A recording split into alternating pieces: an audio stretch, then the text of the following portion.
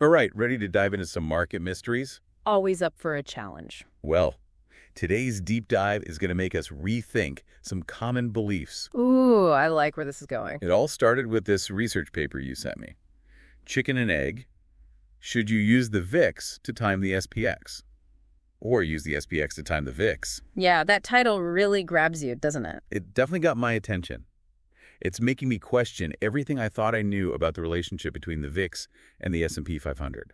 It challenges the conventional wisdom, for sure. So before we get into the nitty-gritty, let's make sure everyone's on the same page.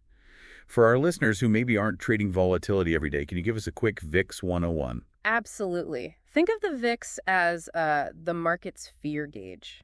It measures how much the market expects the S&P 500 to fluctuate, to kind of swing around over the next 30 days. So basically how jumpy the market is feeling. Exactly. And it's calculated based on the prices of options on the S&P 500. Kind of like an insurance premium.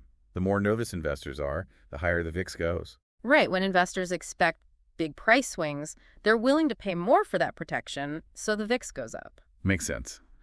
And traditionally, we see a lot of people using the VIX as a signal to, maybe get out of the market or hedge their bets when things look dicey. It's often seen as a warning sign. But this research is suggesting that, well, maybe it's not as simple as that. Not quite. What this paper really digs into is whether relying solely on the VIX to predict, longer-term S&P 500 movements is the best approach. What did they find? Well, they tested a bunch of different trend-following strategies, and the bottom line is trying to avoid bear markets or, even boost your long-term returns just by using the VIX, it didn't really pan out. So maybe the VIX isn't the crystal ball for long-term investors. Yeah. But what about, shorter-term moves? Is it any good at predicting those quick ups and downs? That's where things get interesting. Even for those short-term predictions, the research found that simply looking at, overbought or oversold conditions in the S&P 500 itself was actually more effective than relying on the VIX. Hold on, are you saying the S&P might actually be better at predicting its OWN movements than the so-called fear index? The data suggests that, yes, they used a couple of technical indicators like the relative strength index, the RSI, and even, just plain multi-day highs and lows. Keep it simple. Yeah. Right. And it turns out that, when the S&P had dropped significantly in a short period, what traders call oversold, it was often a pretty good sign that, a bounce back might be coming. So instead of looking at the VIX to see if the market's about to freak out, we should be looking at the S&P itself for clues. It's like the S&P is whispering its own secrets, if you know how to listen. Okay, now this is where it gets really interesting for me. If the S&P is so good at predicting itself, could we also use it to predict movements in, say, VIX futures? You're thinking along the right lines. I mean, they're tied to volatility, which is connected to the S&P. It's all kind of related, right? You're catching on quickly, and that's exactly the question the researchers tackled next. Okay, great. But before we go there, let's make sure everyone's on the same page. You mentioned VIX futures. For our listeners who might not be familiar, can you give us a quick rundown on what those are? Sure. So you can't actually directly trade the VIX itself. It's more an indicator, right? Right. It's like a temperature reading. You can't trade the temperature, but you can trade things based on it. Exactly. And that's where VIX futures come in. These are contracts that let you essentially bet on whether market volatility will rise or fall in the future. So I could buy a VIX futures contract if I think volatility is going to spike. Exactly. And you could sell it if you think volatility is going to cool down. And why would someone want to do that? Well, some traders use them to hedge their portfolios. It's like buying insurance against a market crash.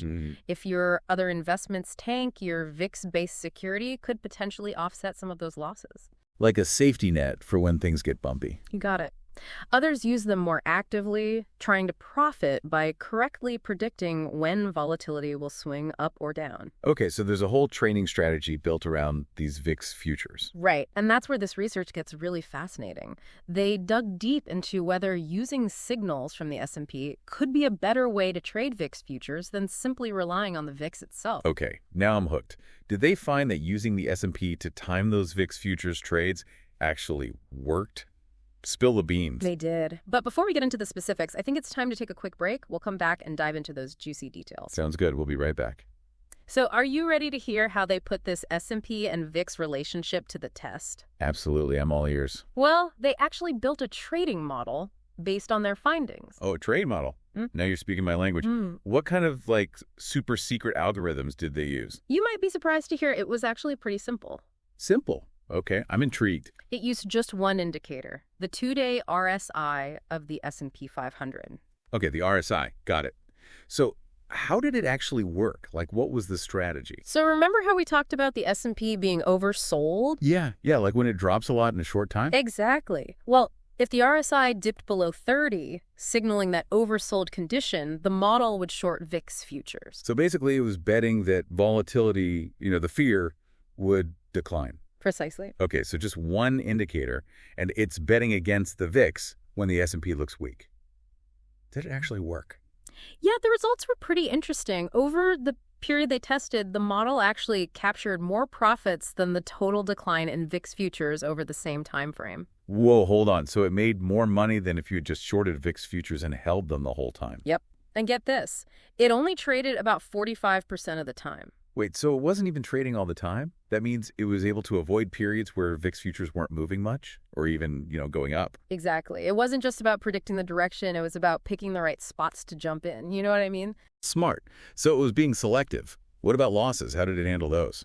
Well, perhaps even more importantly, the model significantly reduced drawdowns compared to just holding a short position in VIX futures the whole time. Okay, so smaller losses when the predictions were wrong. Exactly. That's a huge EE plus for any trading strategy. This is fascinating. You mentioned something about the rule of 16 earlier. How does that tie into all this? Oh, right. Good point. Remember, the VIX is giving us an annualized number, right? The rule of 16 is a handy way to translate that into what the market expects for daily price swings in the S&P 500. You simply divide the VIX reading by 16. So a VIX of 16 means the market expects the S&P to move up or down by about 1% each day. On average, yes, for the next 30 days. Got it. So if the VIX is 32, we're looking at expected daily moves of around 2%. Exactly. This rule just helps you understand what those VIX numbers really represent. It gives you context.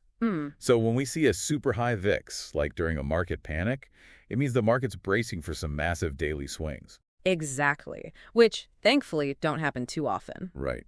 It makes sense why the VIX tends to spike up quickly and then kind of settle back down. The market's initial freak out is usually more dramatic than the actual, day-to-day movement. Exactly. This research really reinforces that idea. Remember how we talked about VIX futures tending to decline over the long term? Well, that pattern, along with the rule of 16, gives us a clearer picture of how market psychology plays into volatility. It's all starting to connect now. Yeah. So if the S&P itself can give us clues about future volatility, and VIX futures have this built-in tendency to decline, are you saying there might be a real opportunity here for, savvy traders? That's what this research suggests, yes.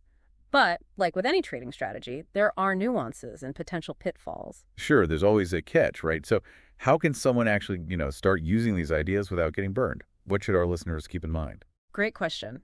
In the next part of our deep dive, we'll explore some practical applications of these findings. How you can actually start incorporating these ideas into your own trading approach, all while keeping risk management top of mind, of course. Okay, that sounds good. I'm ready to hear about the practical stuff. Let's take another quick break, and then we'll jump into it. Okay, so we've talked a lot about the theory, the research, the models, all that good stuff. But now let's talk about the rubber hitting the road. Let's get practical. Exactly. How can our listeners actually take these insights about the S&P 500 and the VIX and, turn them into actual trading strategies? Where should they start? Well, we've talked a lot about shorting VIX futures, right? When the S&P 500 is oversold, remember that trading model? Using the 2-day RSI? Yeah, the simple one. That's actually a great place to start. If you're comfortable with shorting, you can look for those oversold signals and potentially ride that volatility wave down.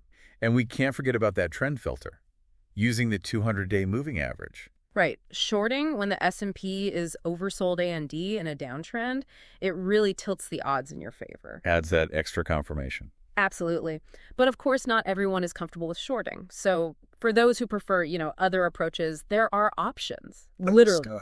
You could look at buying put options on VIX futures. So if you think volatility is going to drop based on those S&P signals, buying puts would let you, profit from that decline without having to short the futures contracts themselves. Exactly. It's a way to express the same view, but with, potentially less risk. Less risk, always good. And then There are also volatility ETFs and ETNs. Oh, right. Those exchange-traded products that track volatility. There's a whole world of them out there. So you can really tailor your approach, right, depending on your outlook. If you think volatility is going up, there's a product for that. If you think it's going down, well, there's a product for that too. And these S&P signals, they could be your secret weapon for, timing your entry and exit points. It's like having a little bit of insider information. Maybe not insider information, but definitely an edge. An edge, that's what we like.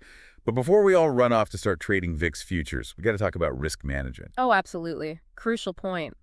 Volatility can be exciting, but it can also be dangerous. It's a wild ride. Exactly. So first and foremost, always use stop-loss orders. This is like your safety net, right? Exactly. They'll automatically sell your position if the price moves against you by a certain amount. Prevents a small loss from turning into a big disaster. Stop losses, they're a must-have. And never risk more than you can afford to lose. This is key. Trade volatility with, what they call play money. Money you're comfortable losing. Don't bet the farm. Right. Stay disciplined and diversify your trades. Don't put all your eggs in one basket. Spread that risk around. Use multiple positions, different volatility products. Cushions the blow if one trade goes bad. Makes sense. Anything else? One last thing. Remember that volatility is, by definition, unpredictable. Yeah. It's called volatility for a reason. Exactly. Don't get complacent. Stay alert. Be ready to adjust your strategy. Flexibility is key. Flexibility is key. I like You gotta that. be able to roll with the punches in this market. Well, this has been an amazing deep dive. We've really gone deep into the VIX, the S&P 500, how they interact, how to maybe even profit from their relationship. It's been a wild ride. It's been a pleasure. I feel like we've uncovered some real gems in this research. And I hope our listeners feel the same way. They're ready to go out there and explore these ideas for themselves. Always good to challenge those assumptions. Absolutely. But remember, this is just the start. There's always more to learn, always more to explore. So keep diving deep, stay curious, and we'll catch you on our next adventure.